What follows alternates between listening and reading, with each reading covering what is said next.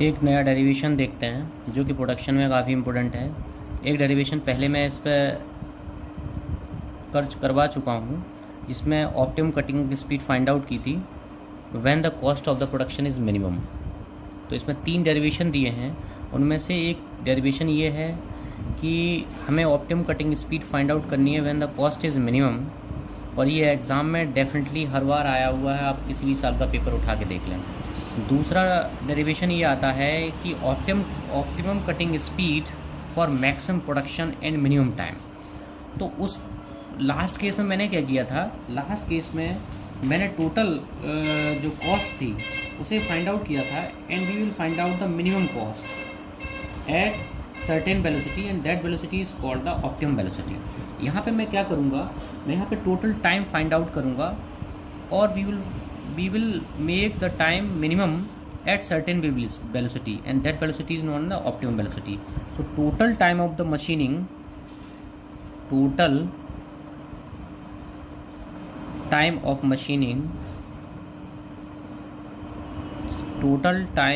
machining is equal to machining time, जो कि मैंने लास्ट डेरिवेशन में टीएम से रिप्रेजेंट किया था, प्लस आइडियल टाइम जिसे टीएस से रिप्रेजेंट किया था, प्लस टूल चेंजिंग टाइम, जो टाइम हमें टूल चेंज करने में स्पेंड हुआ है वो टाइम। तो एक एक करके हमने पहले निकाला था और उसके बाद उसे ऐड कर दिया था और वेलोसिटी के रेस्पेक्ट में डेरिवेशन कर दिया था। नंबर 1 आपका आता है मशीनिंग टाइम। मशीनिंग टाइम, तो मशीनिंग टाइम हमने कैसे निकाला था कि सपोज कोई जॉब है जिसकी लेंथ एल है, ठीक है, और इस जॉब को टर्निंग के थ्रू हम बना रहे हैं, तो जो फीड रेट है वो हमारा एफ है और जो जॉब है वो रोटेट करना है एन आरपीएम से। तो हमारा मशीनिंग टाइम टीएम क्या होता था, L divided by F into N, ठीक है। वहाँ से हम अगर इसकी स्पीड देखें तो क्या होगी, पाई डी एन बाई 60, ये किस में होगी मीटर पर सेकंड में। तो एन इज इक्वल टू क्या आएगा, 60 बी बाई पाई डी। तो ये वैल्यू को उठा के हम यहाँ पे रखेंगे तो टी एम हमारा आ जाएगा 60 एफ बी, सॉरी अगर यहाँ पे रखेंगे टी एम तो क्या आएगा, L divide by F into 60 B by pi D. तो टी एम आपका आ गया pi D L by 60 F B, ये आपका आ गया मशीनिंग टाइम, ठीक है। सेकंड जो था हमारा है, सेकंड कौन सा है, आइडियल टाइम।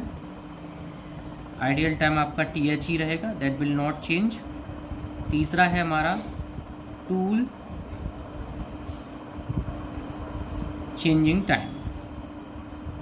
तो टूल चेंजिंग टाइम क्या होगा कि time required for one time changing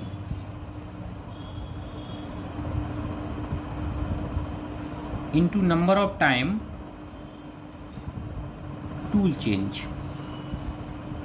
एक बार टूल चेंज करने में जितना टाइम लगेगा और जितनी बार हमने किया उतना मल्टीप्लाई कर देंगे।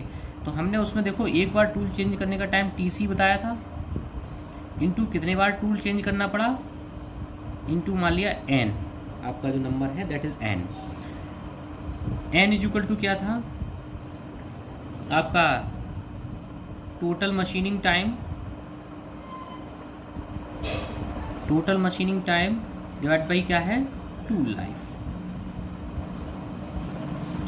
तो आपका जो टोटल मशीनिंग टाइम है दैट इज टी एम, और टूल लाइफ क्या है, टी से रिप्रेजेंट करेंगे। अब टूल लाइफ आप क्या कैसे निकालोगे, टूल लाइफ आप कैसे निकालोगे, tool life by Taylor equation. कौन सी इक्वेशन से, टेलर्स इक्वेशन। कैसे निकालेंगे हम, टेलर्स इक्वेशन से निकालेंगे। तो टेलर्स इक्वेशन से कैसे निकालेंगे,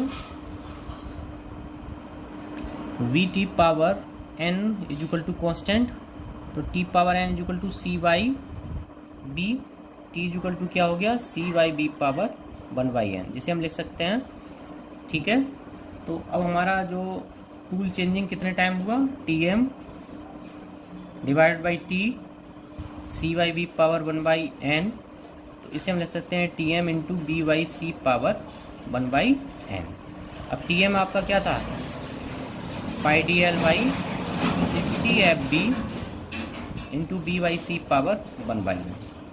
तो ये हमारा आ गया number of time tool change.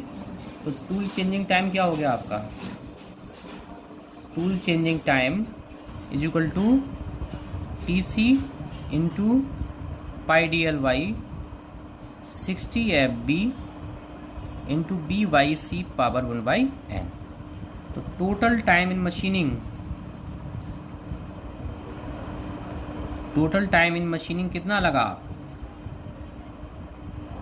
इसे हम कैपिटल टी या किसी से भी रिप्रेजेंट कर सकते हैं।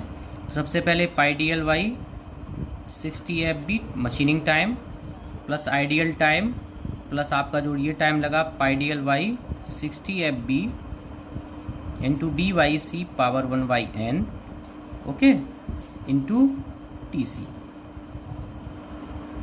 अब मुझे ऑप्टिमम स्पीड निकालनी है at which time is minimum. तो D T by D B is equal to 0 कर दूंगा। तो D T by D B हमें सबसे पहले निकालना है, तो इसे आप डिफ्रेंशिएट करें।